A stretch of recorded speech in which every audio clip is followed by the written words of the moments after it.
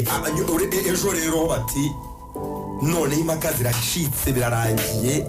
byarangiye neza papa sava urukundo rw'umutima we rwamenyekanye bati none igitangaje uwajyawe yewe we bati ni mama sava none bati n'ikibyinde kimeze kiri mama sava harimo akantu rero harya nibyo bamubonekeye nibyo bamuhanuriye ngo nibyo bamuhanuriye yemeruka mu rusengero 1995 uzagenda mu bibazo mama sava n'uwo mupasiteri ntaho mpurira nabo bose banabyumve ntaho mpurira nabo naho ibyo bihanurwa byabo rero ngo niba bifite ingufu pasiteri nawe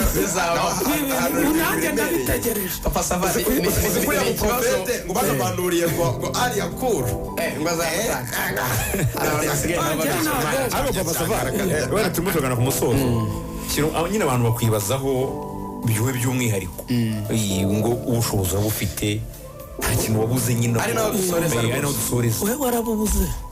oya reka tuvuge wowe papa sava abawe gende oya nyine nanjye nambaze mu bazi uyu muntu yambuye umusaruro uhoraho uri umuserebutsi natumiye uyu nguyu wabose bashaka ari bato bafite n'inka zo tubwire tumara amatsiko ikintu cyo gushaka ukivugaho muri ryari nibategereze nta makuru mbahaye wumva uzashaka ariko se umuntu arahari byibura Uwiteka ntaraguhisha none se ubwo niba nabahaye amakuru inyuma ahandi murajyayo Uwiteka ntarahisha none barambonekewe ko mu minsi yashize hasohotse amafoto ntekereza ko yaturutse muri filime ariko yasohotse mbere haba iyo anticipation abantu baravuga papa sava agiye gukora ubukwe mwana umukobwa mwiza cyane unagera muri papa sava ntabwo nzi ko njya kinamo ariko mbona nyuma arimo bavuga batagiye gukora ubukwe wambaye ikoti urimo urahereza indabyo ati papa sava noneho umwana agiye kumushyira mu mago banandinganije nawe ngo nawe rwose uri grand frere mu bantu batararongora ngo njye nawe n'uragire none se uri umwana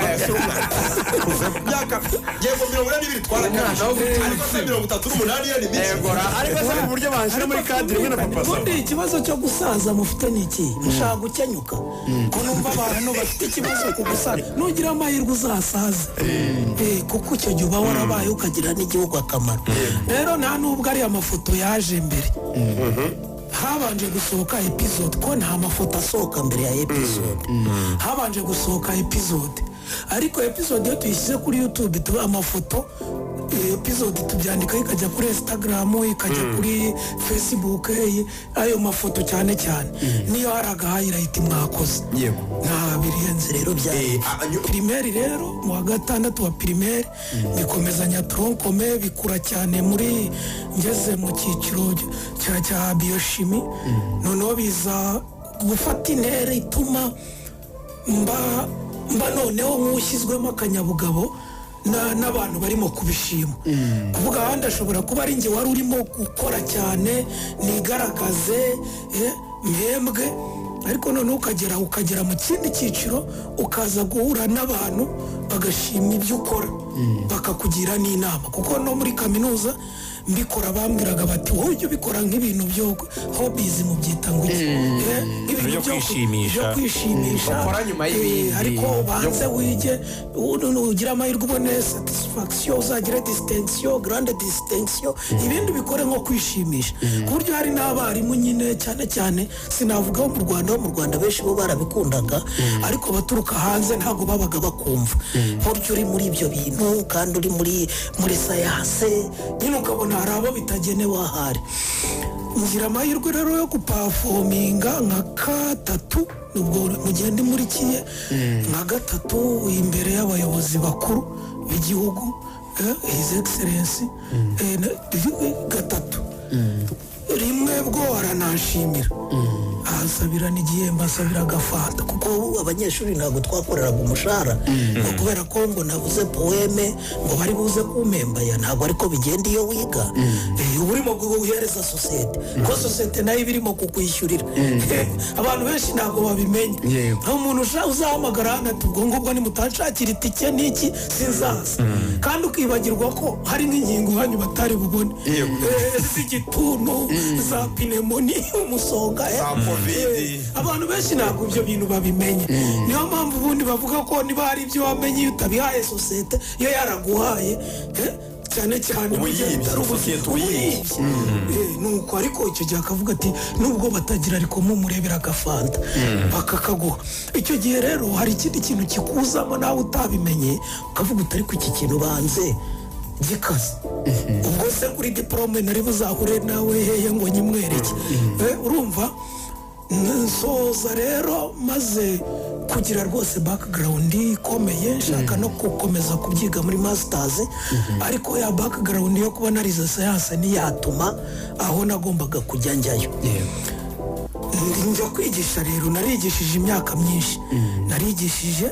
nabanje kwigisha 2006 kugera 2008 muri fawe hariya ku Gisozi. Hanyuma ndabihagarika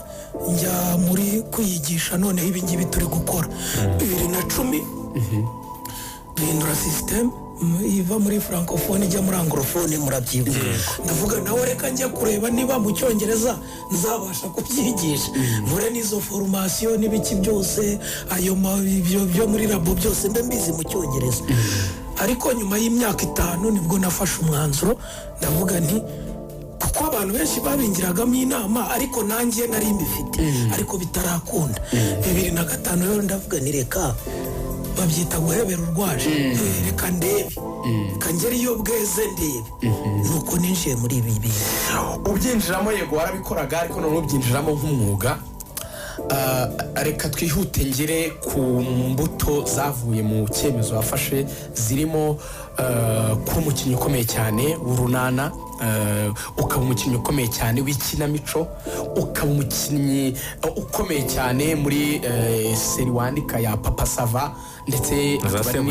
na za Seburikoko. Ndetse ibyo bintu ndagira ngo bimbwire byombi uburyo ubihuza Papa Sava. Kuba umukarakita umwe mu banini, donc ba bantu nyine batari abafigira banini, ukanaba n'umwanditsi mwiza, ibi bintu bihura bite? No kuvuga ngo hari abantu tuzi b'abahanga mu kwandika, ariko tutazi bakitinga. Hari n'abandi tuzi bakitinga ariko adashobora no kwandika habe n'akantu na gato. Nyuma hari ubumenyi bundi wagiye gushaka kugira ngo uhuze ibyo bintu byombi? Nagiye mbubona, nkabona na za formation zitandukanye. Ariko noneho ngiye nko kwandika, reka mvuge yuko nyine wenda usibye ko naba nandika izi seri dukora, ariko burya umuntu wandika w'umusizi ntabwo nkeka ko kwandika ibintu ashobora gushyiramo uturingushyo cyangwa se interamatsiko